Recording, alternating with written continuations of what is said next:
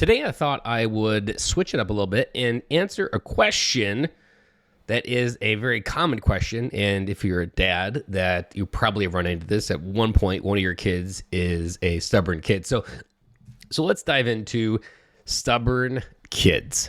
So stubborn kids is one of those things that can feel like it's overwhelming in most points, because as you go through your normal day, you want things to flow. You want your kids to do what you want them to do. You want them to get ready for the bus. You want them to do all of these different things that just get hung up.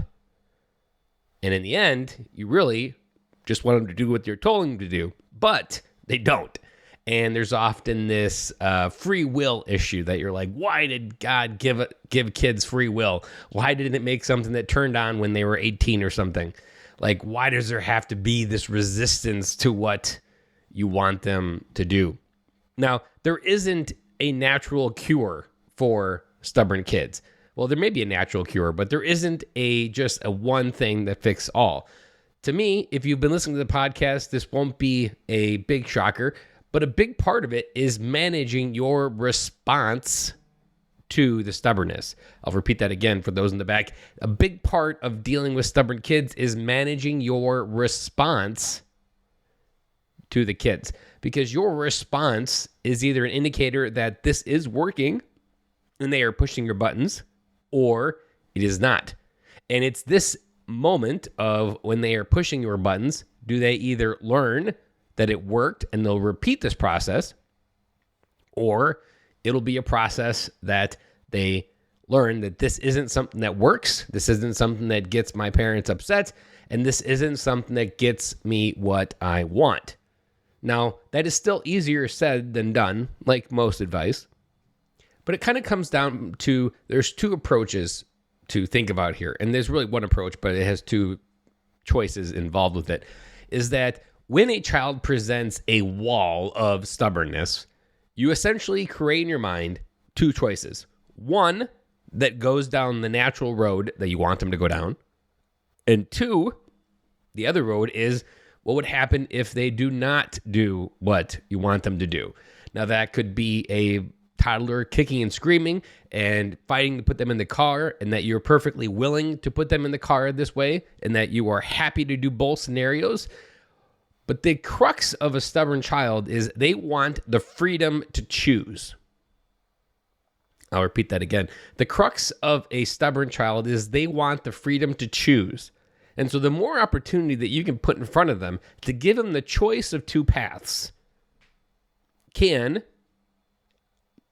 and repeat it over time, get you the outcome that you're looking for. Now, in some cases, the kid will test you and choose the path that is the one that involves you doing it the hard way or the easy way, for example.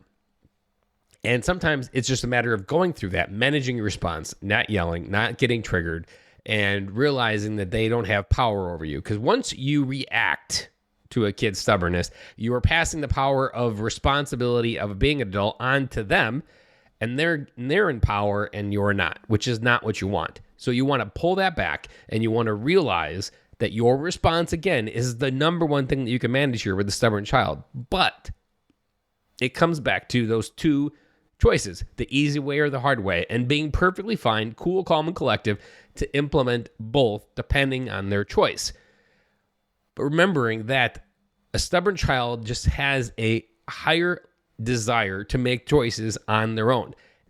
And your objective as parents is to raise kids turning into good adults.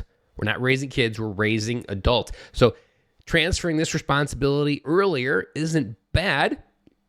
It just means you need to have more of a plan in order to get through it. It means that you need to have a better way through to get through where you need to go. So let's review. When you have a stubborn child, the most important thing is to realize that your response is the only thing that you can control.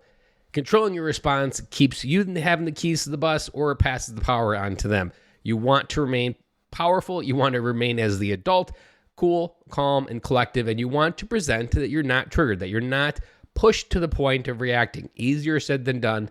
And even on my best days, I can still be pushed to react. But our response is the one thing that we want to measure. The second thing is, the first time something happens, you may not be able to come up with the two choices in your mind. But the second time, you'll be able to think like, you know what, these were the two choices we could have done. Every morning getting ready is a complete shit show. Let's go ahead and try to come up with two choices that we can present to them of how it could go and letting them choose their own path. Again, passing the choice onto them. But it ultimately comes down to creating a two-choice scenario, presenting the easy way and the hard way, being cool, calm, and collective to present and respond to those choices, and then implementing whatever choice they make. And again, presenting those two choices, and they'll eventually come to the conclusion when they don't have power over you that the easier choice is the right choice.